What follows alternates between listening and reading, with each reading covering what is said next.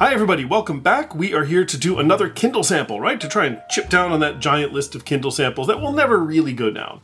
I hope. We shall see.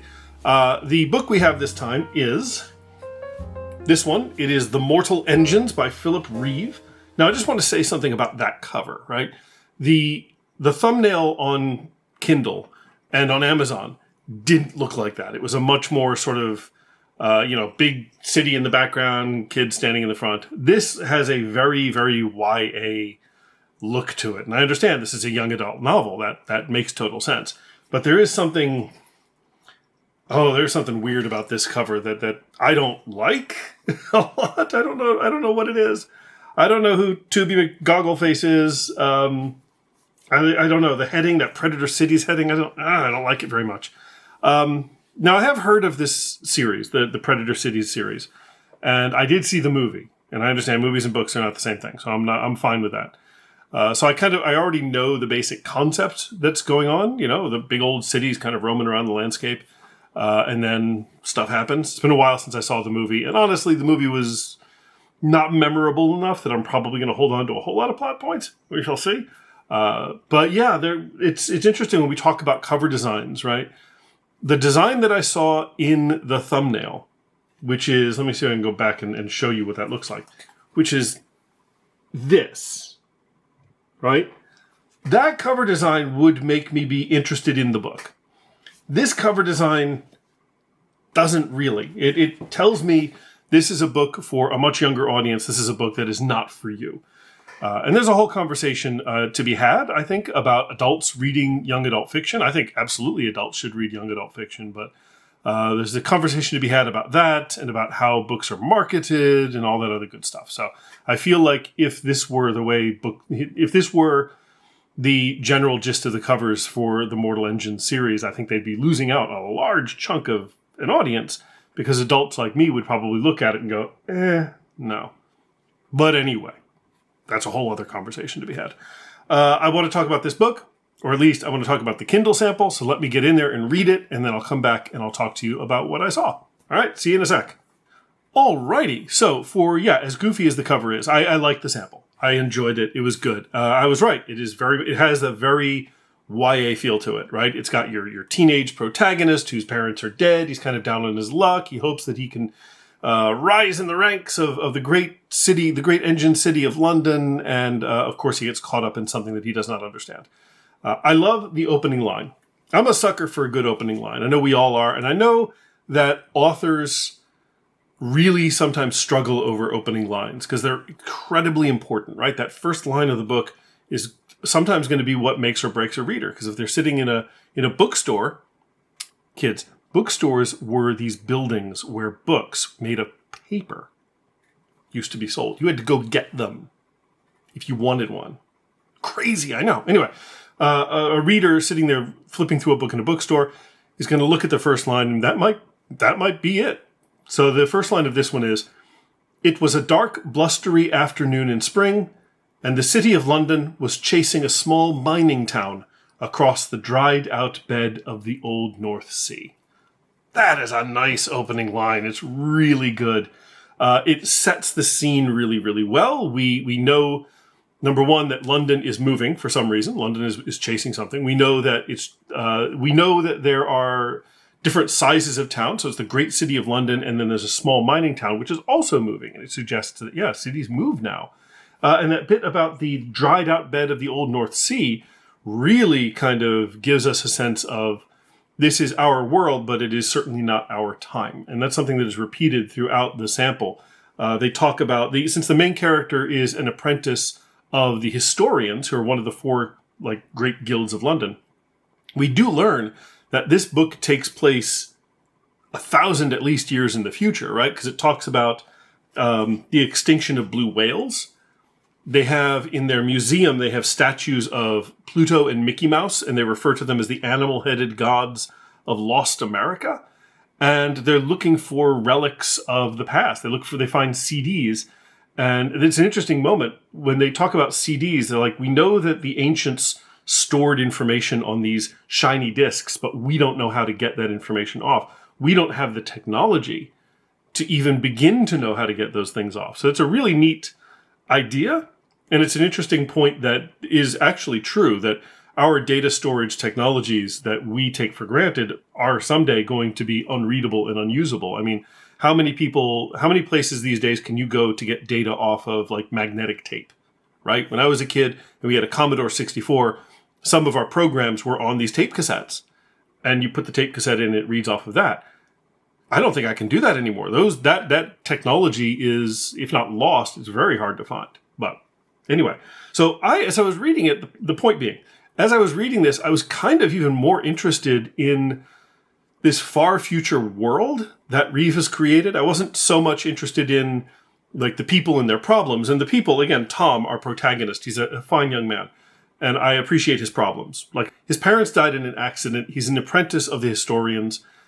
He has great ambitions, but he ends up getting sort of wrapped up in kind of a conspiracy of sorts that ends up with him being kicked out of the great moving city of London, which is bad, which is very bad, because when you're kicked out, you're on the earth and the city just keeps going without you.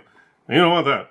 But anyway, I kind of wanted to know more about this world. Like, what does Reeve think the future or this future will be like? And how do the people of this time understand our time?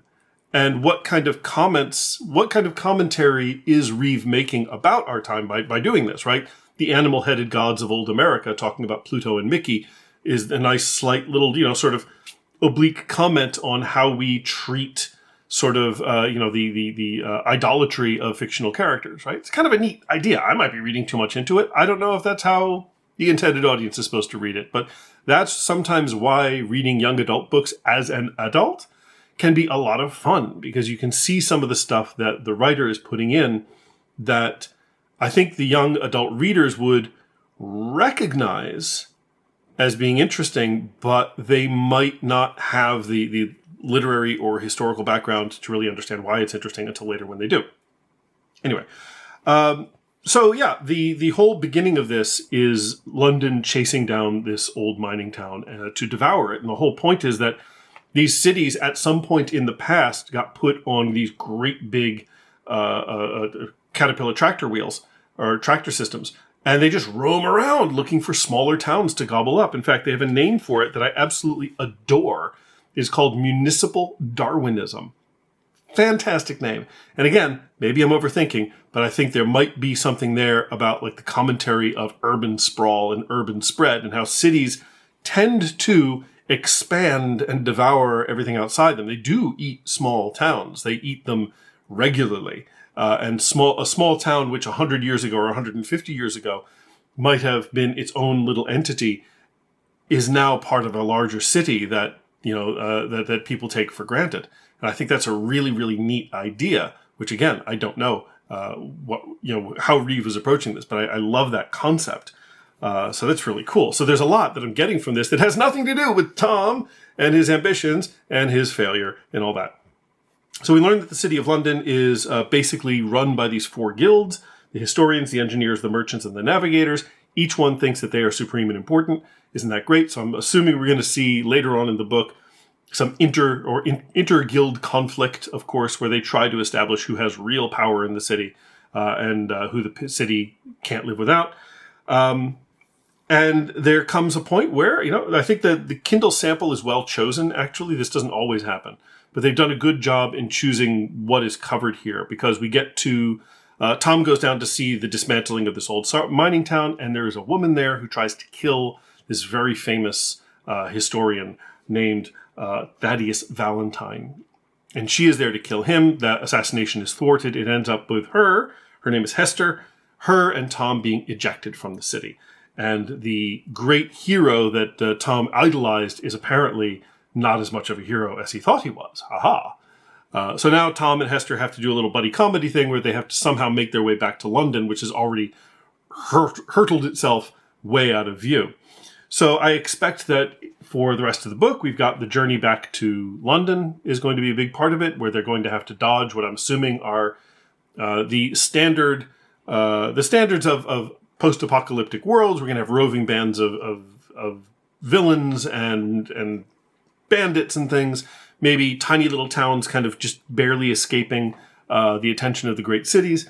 I'm assuming, going to learn the true nature of the predator cities. I would love to learn, because it is such a weird concept. What if London was on wheels?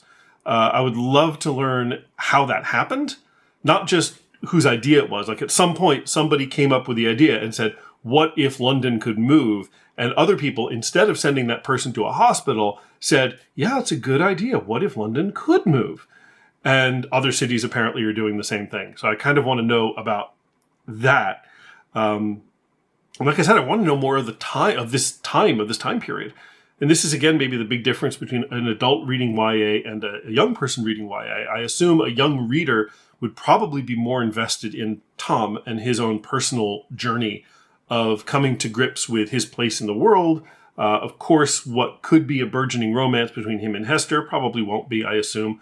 And of course, his hero worship of a man who might not actually be a hero. I assume that. Me, as an older reader, I'm like, yeah, tell me the history, tell me the science, forget everybody else, I don't care. I want a full and complete history of this world. So I don't know. But I like it, is the point. You can tell. I'm enjoying it. It's a really neat concept, and I think I want to know what happens next. So if you've read this book, if you've read this series, I understand there's more to it. Tell me, what do you think in the comments? What struck you? What was it that made you want to read this book? And what do you think I should be looking out for? So yeah, that is The Mortal Engines Book 1 Kindle sample.